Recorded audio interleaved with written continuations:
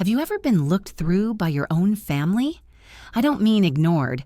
I mean treated like you are literal furniture.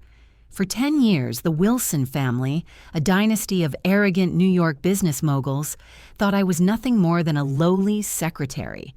Poor, incapable Alex, pushing papers for some no-name consulting firm, fetching coffee while they made millions. At every family gathering, they laughed at me. They mocked my cheap clothes.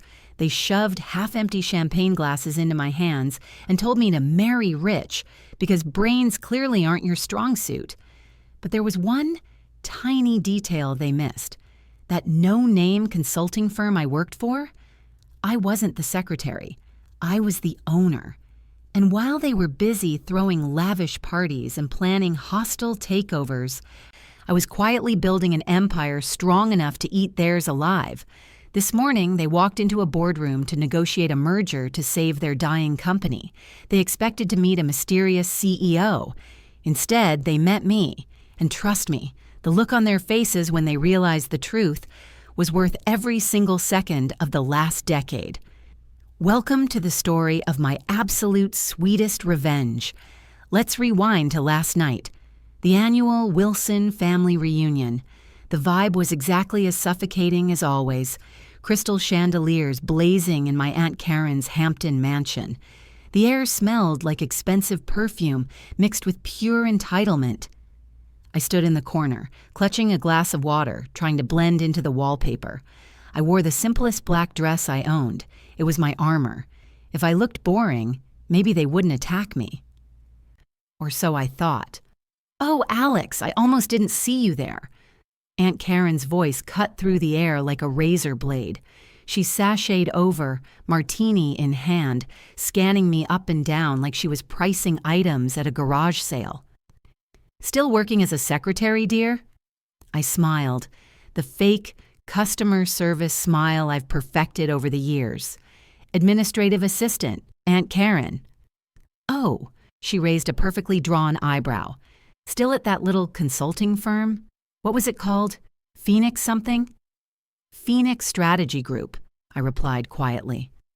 My cousin Ethan, the ultimate Nepo baby who was just handed a partner role at the family law firm, strolled over and patted my shoulder hard enough to bruise.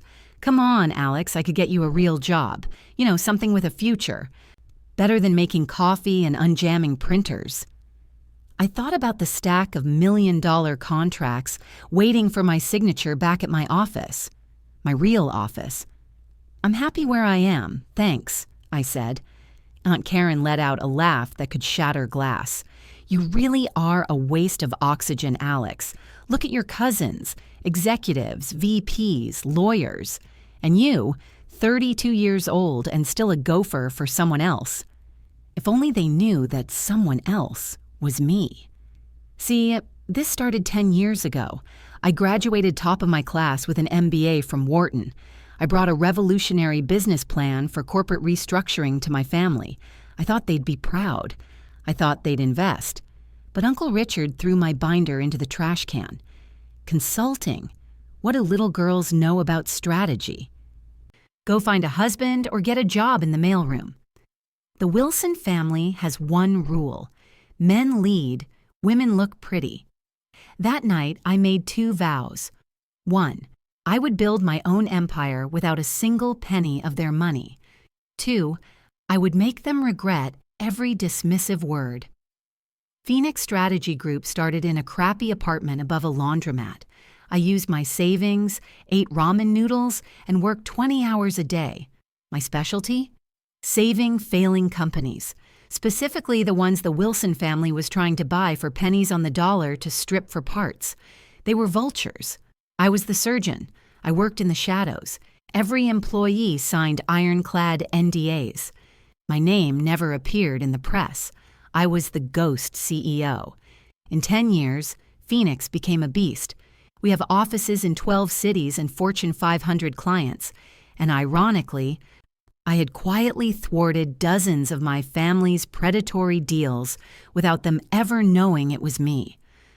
Back at the party, Aunt Karen was still rambling. "By the way, did you hear? Uncle Richard is having trouble acquiring Williams Manufacturing. Some third party is interfering. I bit the inside of my cheek to stop from laughing. That third party was me. Williams Manufacturing hired Phoenix 3 months ago. We restructured them, boosted their stock, and completely blocked Uncle Richard's hostile takeover. Probably some scam artist consultants, Ethan scoffed. Dad says they charge a fortune and do nothing. My phone buzzed in my clutch. A text from Maya, my real executive assistant. Emergency meeting, 9:00 a.m. tomorrow. Wilson Ventures reps want to negotiate a merger with Williams Manufacturing. They need the Phoenix CEO's approval. I read the text twice. A shiver of excitement went down my spine.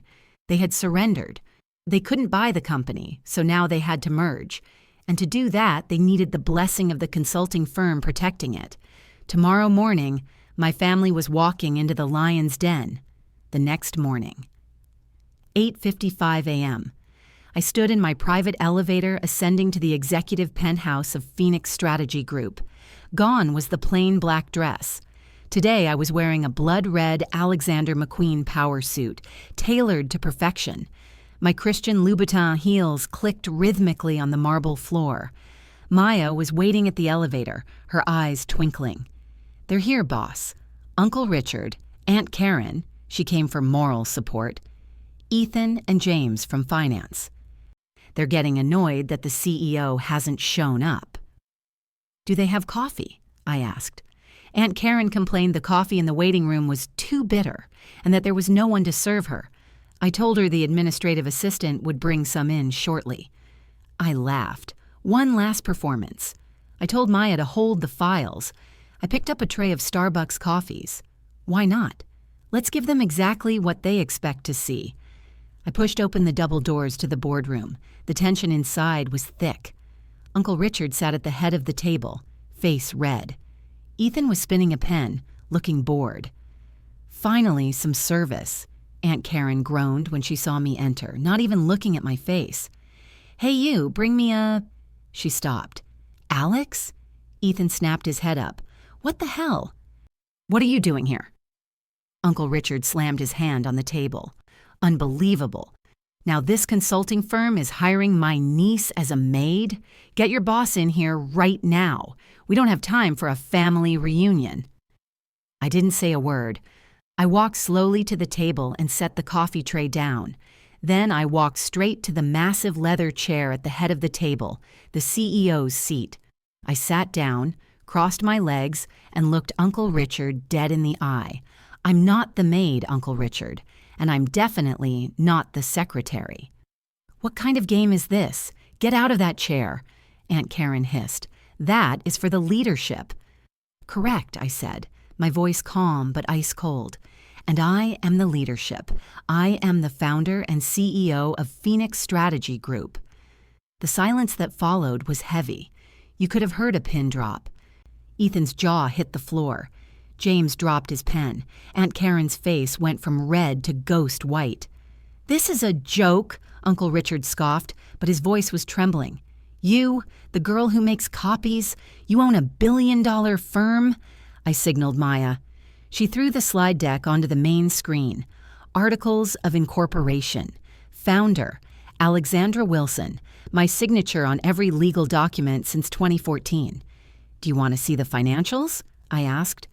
"Or maybe the list of companies Phoenix has saved from Wilson Ventures. Peterson Corp last year, Maritime Shipping last quarter. That was all me." "No way," Ethan whispered. "You blocked the Maritime deal?" "I did," I smiled. "And I did it while you were making fun of my outdated shoes at the Christmas party." Uncle Richard stood up. "This is betrayal. You are a Wilson. You should be helping the family get rich, not sabotaging us." "Helping the family?" I stood up, leaning my hands on the table, towering over him. 10 years ago, I brought you a legitimate way to make money. You threw it in the trash and told me to find a husband. You didn't see me as family. You saw me as a tool. And when the tool didn't work the way you wanted, you discarded it. "I didn't stop your deals out of spite," I continued. "I stopped them because your business model is predatory. You strip companies and fire thousands of people just to pad your bonus. Phoenix Strategy Group was built to protect them from people like you. I'll sue you, Aunt Karen shrieked. I'll sue you for what, Aunt Karen? I interrupted. For being more successful than your son? I tossed the merger file onto the table. Here are the terms. Phoenix Strategy Group will approve the merger of Williams Manufacturing into Wilson Ventures. But there is one condition. Every eye in the room was glued to me. Phoenix will retain a 51% controlling interest in the new entity, and the entire current C-suite of Wilson Ventures, that includes you, Richard, you, Ethan, and you, James, will resign immediately. You're out of your mind, Uncle Richard roared. Either that, I shrugged, or tomorrow Phoenix releases the dossier proving Wilson Ventures has been falsifying tax reports for 5 years to manipulate stock prices. I have all the receipts. Ethan, you're a lawyer. You know what that means. Prison. Ethan went pale and turned to his father. Dad, she has us checkmated. They signed. Of course they signed. They didn't have a choice. The meeting ended at 11 a.m. When my family walked out of that boardroom, they looked 10 years older. The arrogance was gone. The insults were gone. All that was left was fear and humiliation. Aunt Karen paused at the door and looked back at me. Why didn't you say anything for 10 years? Because I took a sip of the coffee I had brought in myself. Watching you guys be so arrogant in your ignorance was honestly kind of fun. In the following weeks, the news broke. Mystery CEO revealed. Wilson Empire crumbles and rises under overlooked heiress. I fired the entire old leadership team, my uncle and cousins included. But I wasn't heartless. I gave them a small severance package. Enough to live. Modestly. Just like they told me I should live on a secretary's salary. Ethan tried to reach out, asking for a job in the legal department. I sent him a link to the open positions page. We were looking for a barista in the company cafeteria. He didn't reply. My mother, who divorced Uncle Richard's brother years ago and always supported me in secret, sent me a simple text, "I'm so proud of you, and that red suit was killer." Now I sit in Uncle Richard's old office, but I completely redecorated. No more cigar smoke and patriarchy, just light and strategic vision. I keep my beat-up old desk from that apartment above the laundromat in the corner. It's a reminder. Success isn't about your last name or what designer labels you wear. Success is about what you do when no one is watching. And sometimes, the most powerful person in the room isn't the loudest one. It's the one quietly taking notes and holding all the cards. What do you guys think? Was I too harsh by forcing my family to resign? Or was it the perfect lesson for their arrogance? Let me know in the comments below. If you like this Undercover CEO revenge story, smash that like button, subscribe, and share this with anyone who needs motivation to prove the doubters wrong. Thanks for listening. And remember, don't underestimate the person making your coffee. They might just own the building. Bye.